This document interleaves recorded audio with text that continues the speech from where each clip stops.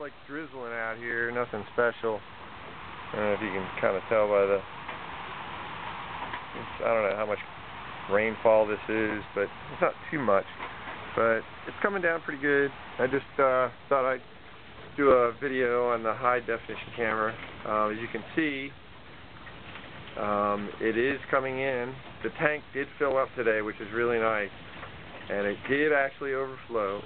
You can hear it dropping into the tank here. Hasn't got anything reading as of yet, but that's not to say it won't. It's coming in pretty fast right now. I wanted to show this. This is kind of cool. So just bear with me a second here. It's going to take a little bit of... I'm going to take this off. I'm going to get my handy dandy little flashlight. So what happens right here, just to understand it, is the water is coming in here. So this is the feed from the drain pipe. It comes in here, and this is a tight fit. So I basically epoxied this fitting right here where my finger is, and then this is of course sweat. As you hear me say before, I said sweat. I guess the correct term is that actually it's glued. So it's tight, it's leak proof. So basically the water's coming into here, and then it fills. This tank right now is full all the way to the top here. And what I'm doing is I'm pushing the water in here, and basically this bar is higher than this T. So by pressure, it's filling, and it's coming over into this fitting, and it's just getting over the top here, and then it's rolling across here and then coming into the top of the tank, which is what you hear now. And the cool thing is this piece that right here is eventually going to be glued in. I actually left it unglued because I wanted to be able to do this. If you look, you can see the water. And there it is. That's the water coming in from outside and then pushing out the top, and then it goes out that fitting. That's kind of cool.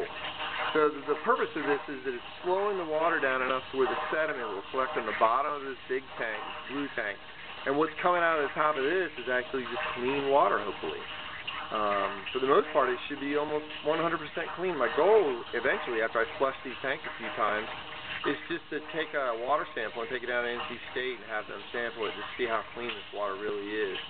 Kind of curious because I'm actually going to store a sand filter that I'm going to use for the next system, which is going to be 1,000-gallon semi-potable water. I'm not going to use it for drinking, hopefully.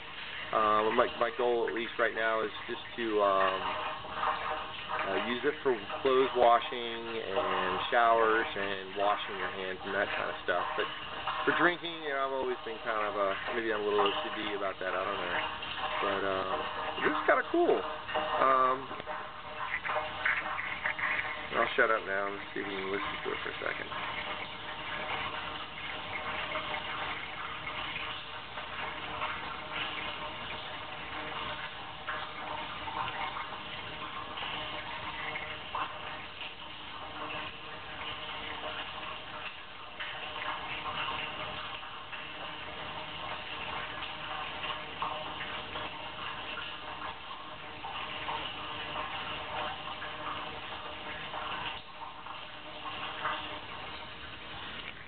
So that's that. Put this thing on. This doesn't really serve much purpose. Basically what this is doing is instead of allowing this tube to create a vacuum, you have to let air in so that the water will flow across and into here. And then of course it runs into the tank, and as you can see I actually did Teflon that in, and it's glued all the way across, of course. And then this cap is also Teflon, so when this tank actually does get full, it'll flow, and you can actually probably see it better with this camera now because it's high definition. You can see this is all glued around here. I actually put gasket sealant in here and then screwed this fitting tight, and then it should overflow, and then of course that runs out. And then of course I have this valve which will always remain closed, but probably like periodically, maybe every 6 months or something, I'll just, when it's raining, I'll just open that valve and let it flush that bottom of that tank if there's anything stuck in the bottom or whatever. Let it run out. And of course, this will also is capturing the first part.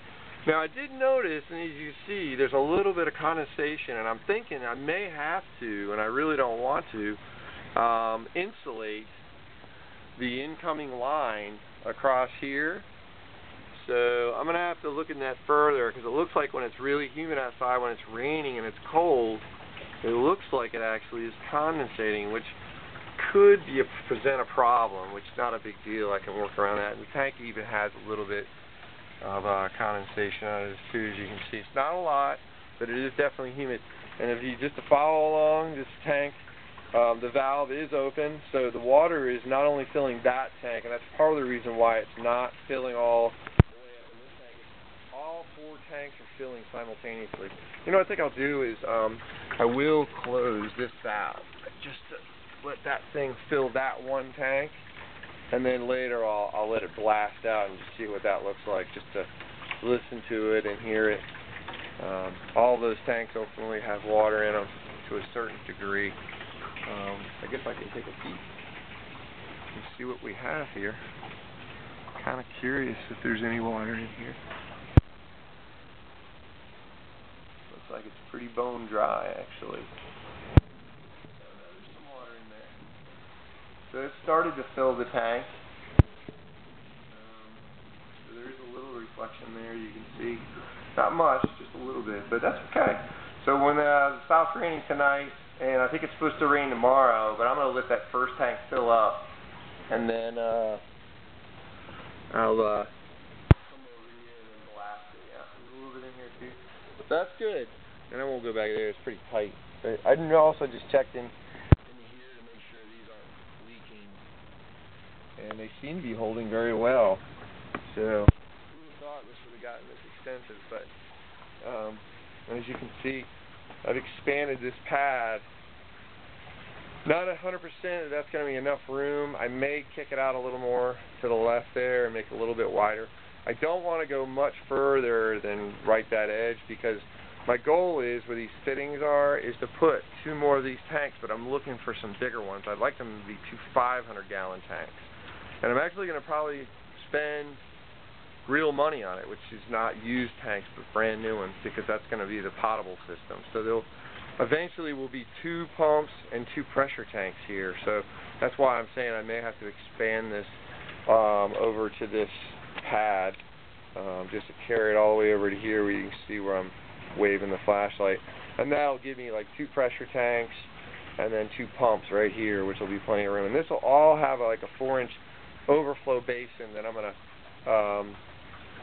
put either an alarm system in, or I may actually just tap a drain into the side of the concrete, and then run it across, which is kind of cool, because down here on the crawl space there actually is a drain. So I may consider just putting an overflow drain in that pit, so that if it does overflow or it leaks, it'll run right out the back. And this is just like a French drain that they put in when they first built the house. I didn't even know it was here until not too long ago.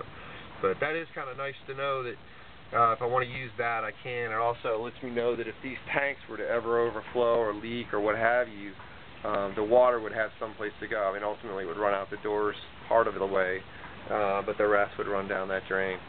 Anyway, I'm going to shut up for now, and I'll be putting up more hopefully in the next couple of days. I might even come in here tonight and actually do another taping, just to see how that,